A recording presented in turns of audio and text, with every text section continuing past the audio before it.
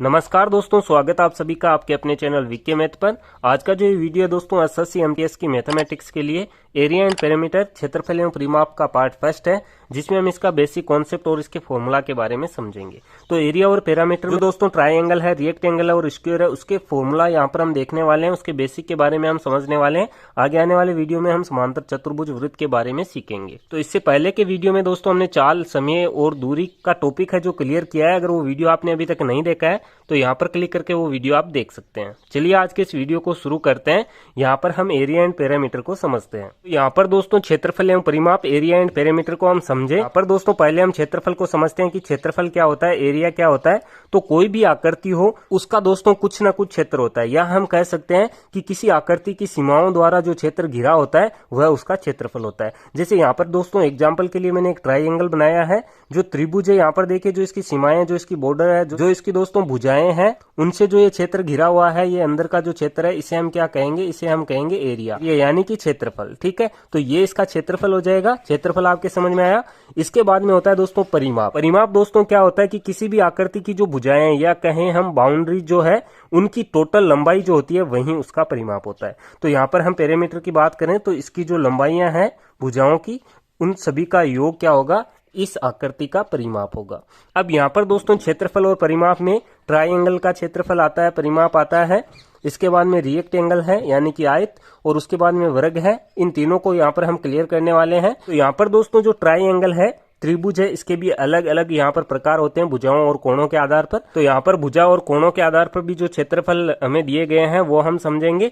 तो सबसे पहले हम यहाँ पर त्रिभुज ट्राइंगल का क्षेत्रफल देखते हैं कि इसका क्षेत्रफल क्या होता है। तो दोस्तों जो त्रिभुज का क्षेत्रफल है वो होता है 1/2 आधार इंटू ऊंचाई। अब देखिए इसी ट्राइंगल से हम समझते हैं। यहाँ पर हम इसका कोई नाम दे देते हैं, जैसे ABC इसका कोई नाम है, ठीक है। और इसकी लंबाई हम कैसे देखेंगे, जो इसका शीर्ष होता है उससे सामने की भुजा पर जो लंब डाला जाता है यही इसकी लंबाई होती है। तो इस प्रकार से हमने एक लाइन खींच दी है। इसकी मान लीजिए ये ऊंचाई है जो h से हम निरूपित करते हैं, ठीक है। कोई भी ऊंचाई यहाँ पर हो सकती है। और यहाँ पर जो एक इसका आधार है, जैसे AB इसका आधार है, तो इसकी लंबाई हम मान लेते हैं A है, ठीक है। तो अब यहाँ पर दोस्तों जो त्रिभुज का क्षेत्रफल होगा, त्रिभुज का जो एरिया होगा, वो यहाँ पर क्या हो जाएगा, 1/2 आधार इंटू ऊंचाई। आधार देखिए क्या होगा और ऊंचाई क्या होगी। आधार इसका AB है, ऊंचाई इसकी क्या है, जो h हमने मानी है। तो इसे हम इस प्रकार से लिख सकते हैं, त्रिभुज का क्षेत्रफल 1/2 इंटू आधार हो जाएगा A और ऊंचाई हो जाएगी h। इस प्रकार से हम त्रिभुज का क्षेत्रफल ज्ञात करेंगे।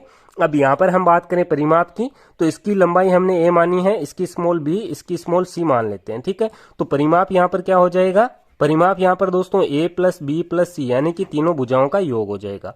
तो ये है ट्राइंगल का एरिया और पैरामीटर। अब यहाँ पर दोस्तों त्रिभुज अलग अलग प्रकार के होते हैं, जैसे विषमबाहु त्रिभुज जिसे कहते हैं स्केलेन ट्राइंगल। इसके बाद में आता है समकोण त्रिभुज जिसे कहते हैं राइट एंगल ट्राइंगल।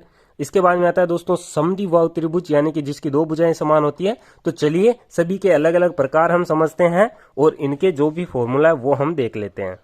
तो यहाँ पर दोस्तों सबसे पहला जो टाइप हमने लिया है ट्राइंगल का वो है विषमबाहु त्रिभुज। तो विषमबाहु त्रिभुज देखिए क्या होता है, ऐसा त्रिभुज जिसकी सभी भुजाएं असमान हो, यानी कि कोई भी भुजा एक दूसरे के बराबर नहीं है। जैसे यहाँ पर देखिए AB BC और AC भुजा है, तो BC को A हमने रखा है, AC को हमने B रखा है, और यहाँ पर AB है उसे हमने C रखा है, ठीक है।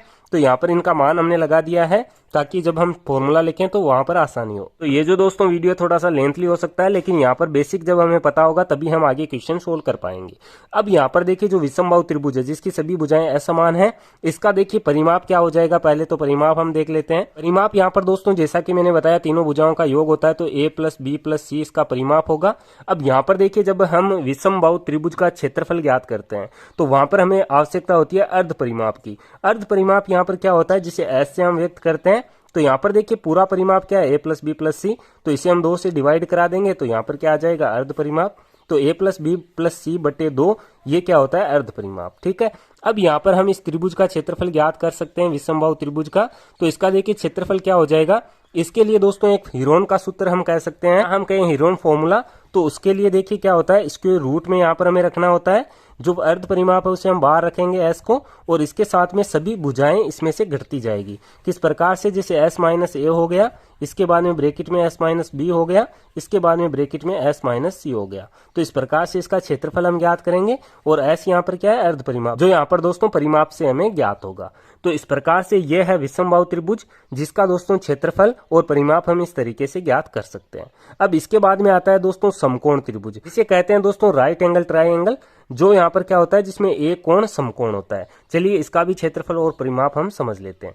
तो यहाँ पर दोस्तों समकोण जो त्रिभुज है, राइट एंगल ट्रायंगल, जिसमें दोस्तों क्या होता है, इसका जब हम क्षेत्रफल ज्ञात करते हैं तो इसका दोस्तों क्षेत्रफल क्या हो जाएगा, क्षेत्रफल इसका होता है दोस्तों 1/2 गुणा आधार गुणा लंब। अब लंब देखिए यहाँ पर क्या है, लंब इसकी ऊंचाई है जो यहाँ पर AC है, जिस पर कोण समकोण बना हुआ है, ठीक है। और यहाँ पर देखिए जो समकोण त्रिभुज है उसमें जैसा कि मैंने बताया एक कोण समकोण होगा, तो यहाँ पर एक कोण को मैंने समकोण 90 डिग्री का रखा है। यहाँ पर देखिए मान हमें कैसे लगाने हैं, जैसे ये भुजाएं हमें दी गई है, इनका माप हमें दिया जाएगा।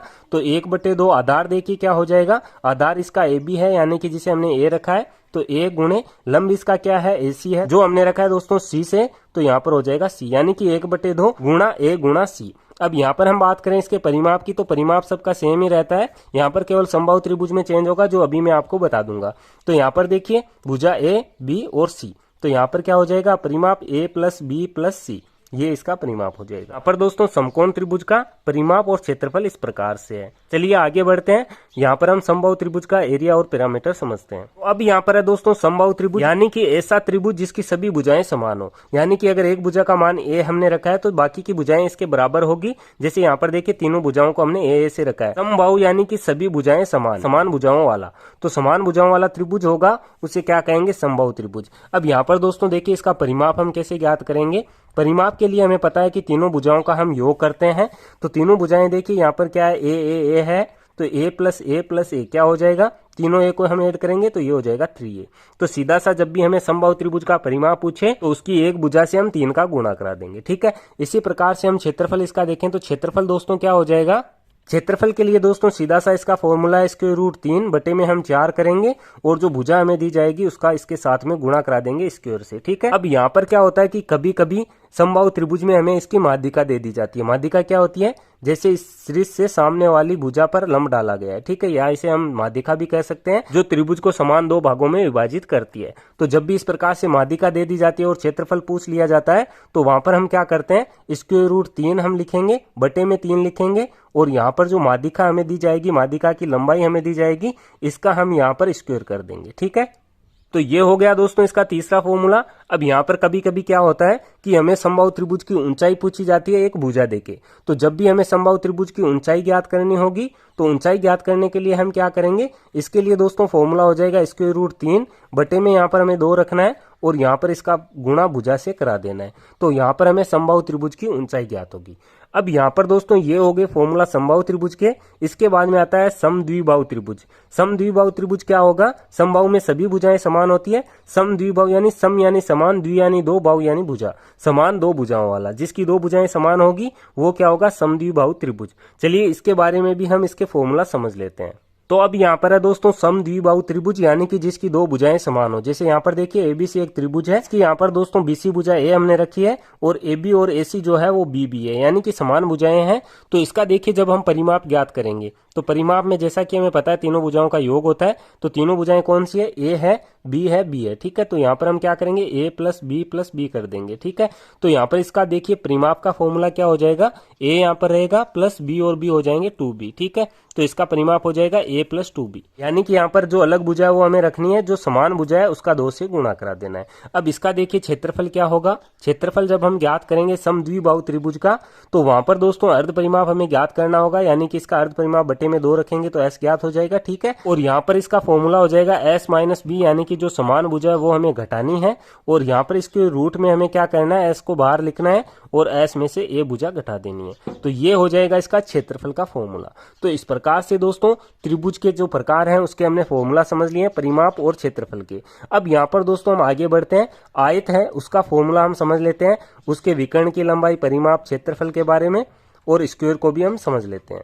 तो अब यहाँ पर दोस्तों हम समझे आयत रिएक्ट एंगल को। तो आयत क्या होता है, आयत की आकृति देखिए कुछ इस प्रकार से होती है जिसकी आमने सामने की भुजाएं बराबर होगी। जैसे यहाँ पर देखिए ए बी भुजा है तो ये किसके बराबर होगी, सी डी के, और एक दूसरे के ये समांतर भी होगी, ठीक है। और यहाँ पर ए डी जो भुजा है वो बी सी के बराबर होगी और समांतर होगी, ठीक है। अब यहाँ पर देखिए सबसे पहले हम इसका देखते हैं आयत का क्षेत्रफल। तो क्षेत्रफल का दोस्तों इसका फॉर्मूला होता है लंबाई गुणा चौड़ाई, यानी कि लंबाई का गुणा हम चौड़ाई से कराएंगे तो यहाँ पर इसका क्षेत्रफल ज्ञात होगा। अब यहाँ पर देखिए लंबाई हमने क्या रखी है, लंबाई यहाँ पर हमने ए रखी है, चौड़ाई यहाँ पर बी है, तो यहाँ पर इसका एरिया क्षेत्रफल क्या हो जाएगा, ए गुणा बी, तो ये इसका क्षेत्रफल हो जाएगा। अब यहाँ पर हम बात करें इसके परिमाप की, तो परिमाप का दोस्तों इसका फॉर्मूला होता है 2 कोष्टक लंबाई प्लस चौड़ाई, ठीक है। यानी कि यहाँ पर देखिए किस प्रकार से फॉर्मूला बनता है, ये यहाँ पर भुजा ए है तो सामने वाली ए होगी, ये बी है तो ये भी यहाँ पर क्या होगी, बी होगी। तो सभी भुजाओं का जब हम योग करेंगे तो 2a हो जाएगा, 2b हो जाएगा, तो 2 को ब्रैकेट के बाहर रख देंगे यानी कि कॉमन आ जाएगा, और यहाँ पर क्या होगा 2a प्लस बी, ठीक है। तो इस प्रकार से इसका परिमाप का फॉर्मूला बनता है पेरीमीटर का, तो ये इसका परिमाप हो जाएगा। अब यहाँ पर दोस्तों कभी कभी क्वेश्चन में हमें आयत के विकर्ण की लंबाई पूछी जाती है, तो जब भी विकर्ण का पूछा जाएगा, विकर्ण देखिए होता क्या है कि जब आमने सामने के शीर्षों को हम मिलाते हैं इस प्रकार से, तो जो AC है ये इसका क्या है, एक विकर्ण है, ठीक है। इस प्रकार से यहाँ पर D को हम B से मिलाएंगे तो ये भी इसका क्या होगा, एक विकर्ण होगा। तो एक आयत में ज्यादा से ज्यादा 2 विकर्ण होते हैं, और विकर्ण की जब लंबाई हमें पूछी जाती है तो आयत का देखिए विकर्ण की लंबाई क्या हो जाएगी, स्क्वायर रूट में जो भी भुजा हमें दी जाती है इनका स्क्वायर करके हम ऐड कर देंगे, यानी कि स्क्वायर रूट ए स्क्वायर प्लस बी स्क्वायर। तो ये है दोस्तों आयत के बारे में कि आयत का क्षेत्रफल, परिमाप और विकर्ण की लंबाई कैसे ज्ञात करते हैं। चलिए आगे बढ़ते हैं। अब यहाँ पर हम स्क्वायर को देखते हैं, वर्ग क्या होता है। तो यहाँ पर दोस्तों वर्ग स्क्वायर को हम समझे तो स्क्वायर क्या होता है, स्क्वायर की सभी जो भुजाएं होती है वो आपस में बराबर होती है। जैसे यहाँ पर हमने ए बी भुजा को ए रखा है तो BC भी ए होगी, CD भी ए होगी और DA भी क्या होगी, ए भुजा होगी, यानी कि सबका मान आपस में बराबर होता है। तो यहाँ पर देखिए एक वर्ग को हम आयत कह सकते हैं, लेकिन एक आयत को हम वर्ग नहीं कह सकते, क्योंकि यहाँ पर दोस्तों आयत के आमने सामने की भुजाएं बराबर होती है तो वर्ग की भी बराबर होती है। अब यहाँ पर देखिए सबसे पहले हम वर्ग का क्षेत्रफल ज्ञात करें, तो इसका दोस्तों क्षेत्रफल क्या हो जाएगा, क्षेत्रफल होता है इसका भुजा का स्क्वायर। जो भी भुजा हमें दी जाएगी तो यहाँ पर एरिया हम ज्ञात कर सकते हैं, भुजा ए है तो ए का हम स्क्वायर कर देंगे, तो इससे इसका क्षेत्रफल आएगा।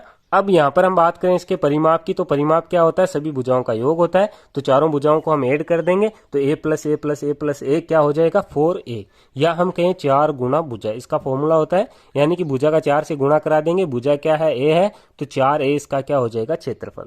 अब यहाँ पर दोस्तों वर्ग के विकर्ण की लंबाई हम ज्ञात करते हैं, तो किस प्रकार से करेंगे, वर्ग का विकर्ण का दोस्तों फॉर्मूला क्या हो जाएगा ज्ञात करने का, विकर्ण इस प्रकार से होता है जैसा कि आयत में होता है, अभी मैंने आपको बताया है। तो ऐसी की यहाँ पर हमें लंबाई ज्ञात करनी है, तो यहाँ पर हम क्या करेंगे, भुजा का गुणा स्क्वायर रूट 2 से करा देंगे, तो यहाँ पर जो वर्ग का विकर्ण है वो ज्ञात हो जाएगा। अब यहाँ पर दोस्तों कभी कभी क्या होता है कि जैसे विकर्ण हमें दिया गया है ऐसी, इसकी लंबाई हमें मान लीजिए दी जाती है, कोई भी लंबाई हो, और उससे हमें वर्ग का क्षेत्रफल पूछा जाता है, भुजा नहीं दी जाती है, तो वर्ग का क्षेत्रफल हम इस प्रकार से भी ज्ञात कर सकते हैं। जब विकर्ण हमें ज्ञात हो, यहाँ पर हमें क्या करना है, 1/2, और जो विकर्ण हमें दिया जाता है, कोई भी लंबाई इसकी दी जाती है, इसका हम स्क्वायर कर देंगे और 1/2 के साथ में गुणा करा देंगे, तो यहाँ पर वर्ग का क्षेत्रफल निकल के आएगा।